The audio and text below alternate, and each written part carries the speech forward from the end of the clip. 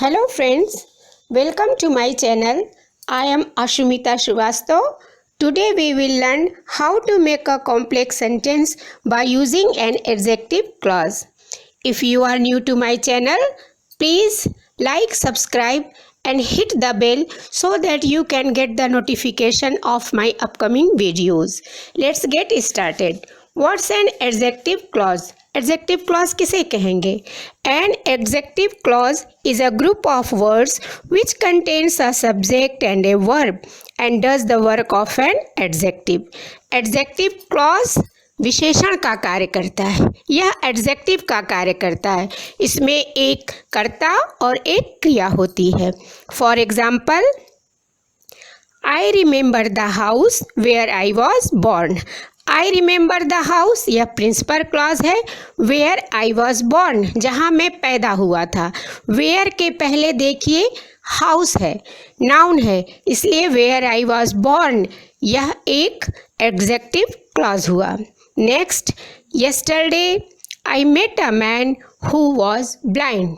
इस सेंटेंस में देखिए हु के पहले भी नाउन अ मैन आया हुआ है, इसलिए ये सेंटेंस भी एडजेक्टिव क्लॉज से जुड़ा हुआ है। Combination two sentences by using adjective clause. कैसे हम एडजेक्टिव क्लॉज बनाएंगे? किन किन शब्दों से? पहला रिलेटिव प्रोनाउन से और दूसरा रूल होता है एडवर्ब, रिलेटिव एडवर्ब से। रिलेटिव प्रोनाउंस में हमारे हु, विच, वेयर, व्हेन ऐसे ही क्वेश्चनिंग वर्ड आते हैं। सबसे पहले हम हु का प्रयोग देखते हैं। हु का अर्थ होता है जब हम जोड़ेंगे एडजेक्टिव क्लॉज में तो इसका अर्थ होता है जो, जिसने, और यह किसी व्यक्ति के लिए प्रयोग होता है। For example, this is the man यह एक सेंटेंस है। Second one, the man helped you उस व्यक्ति ने आपकी मदद की। पहले सेंटेंस में मैन पे ख़त्म हो रहा है और सेकंड सेंटेंस मैन से ही शुरू हो रहा है। बहुत इजी है। सेकंड सेंटेंस के द मैन को हमने हटाया और वहाँ पर हु लिख के सेंटेंस बना दिया। This is the man who helped you. ये सेंटेंस बहुत इजी था। नेक्स्ट देखते हैं जो थोड़ा टफ है। And old lady was poor, she had a fine dog. एक ओल्ड लेडी पुअर थी, उसके पास एक सुंदर सा डॉग था।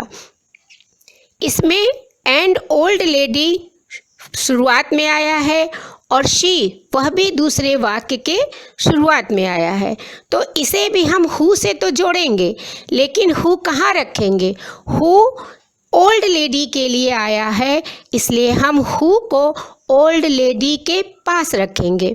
एंड ओल्ड लेडी एक वृद्ध महिला who had a fine dog जिसके पास एक सुंदर सा कुत्ता था, वॉज पुअर वह बहुत गरीब थी।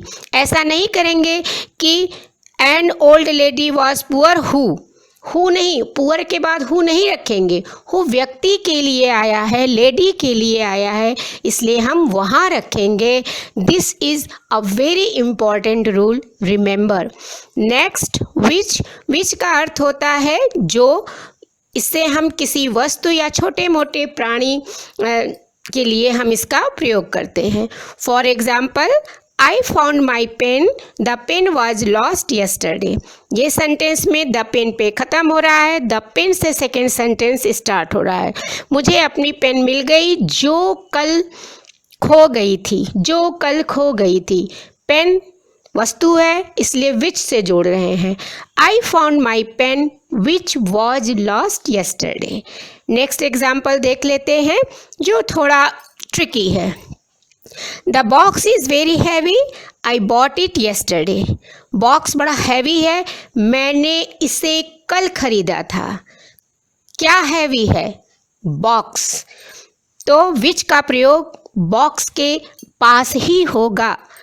कैसे देखते हैं। The box which I bought yesterday, Hindi में भी बता रहा है वह बॉक्स जो मैंने कल खरीदा था, इज़ वेरी हैवी वह बहुत हैवी है। वह के लिए कोई शब्द नहीं आएगा, हिंदी में बस हम बोलते हैं वह बहुत हैवी है। नेक्स्ट एग्जाम्पल देखते हैं हुम का प्रयोग। हुम का अर्थ होगा जिसका, जिसकी, जिसको। ठीक, for example, a boy is standing there, एक लड़का वहाँ खड़ा है। आई गेव हिम 5 रुपीज़, मैंने उसे 5 रुपये दिए। उसे, सेंटेंस, अ बॉय वह लड़का, whom I gave 5 रुपीज़ जिसे मैंने 5 रुपये दिए थे, इज स्टैंडिंग देयर वह वहाँ खड़ा है। इस सेंटेंस में भी वह का कोई भी ट्रांसलेशन नहीं होगा। नेक्स्ट एग्जाम्पल हम whose का देखते हैं। इसका भी अर्थ होता है जिसका, जिसकी, जिसको, लेकिन यह पजेसिव फॉर्म में आता है। I know the girl her uncle died yesterday. I know the girl, मैं उस लड़की को जानता हूँ जिसके अंकल, इसलिए हुज का प्रयोग हुआ है। Whose uncle died yesterday. अब दैट का प्रयोग देखते हैं। दैट का भी अर्थ होता है जो, लेकिन यह व्यक्ति और छोटे मोटे कीड़े मकोड़े या वस्तुओं के लिए इसका प्रयोग होता है। You gave me 2 watches, I have lost both of them. Combine कर रहे हैं, I have lost both of the watches that you gave me. That का प्रयोग वॉचेस के लिए हुआ है और बिल्कुल वॉचेस के बाद रखा हुआ है। यूज ऑफ रिलेटिव एडवर्ब्स, कुछ एडवर्ब्स का भी प्रयोग करते हैं। वाई का प्रयोग हम रीज़न के लिए करते हैं, क्यों, और जब भी वाई का प्रयोग करेंगे तो देखिएगा उसके पहले रीज़न जरूर रहेगा। She did not come to me, I do not know the reason.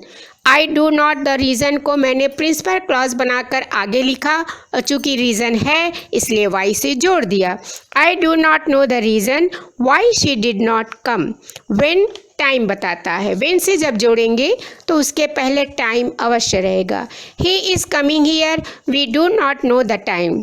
We do not know the time when he is coming. Time is used before when. Next where, where place के लिए आता है। और एक बहुत छोटे सा trick है, याद रखिए कि एक सेंटेंस में किसी जगह का नाम रहेगा और सेकेंड सेंटेंस में हियर वर्ड जरूर रहता है।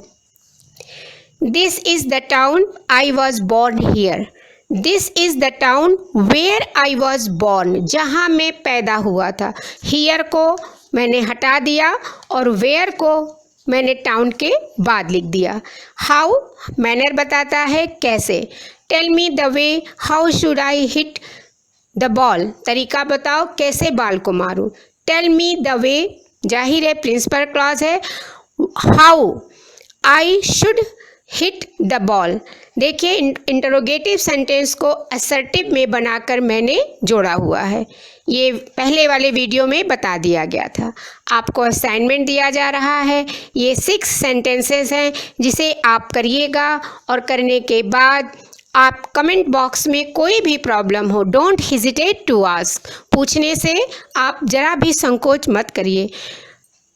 एंड आई होप आपने अब तक तो मेरे इस वीडियो को लाइक, सब्सक्राइब, चैनल को सब्सक्राइब भी कर दिया होगा, क्योंकि हमारा आपका यह जो बॉन्ड है अब धीरे धीरे मजबूत होता जा रहा है। Thank you.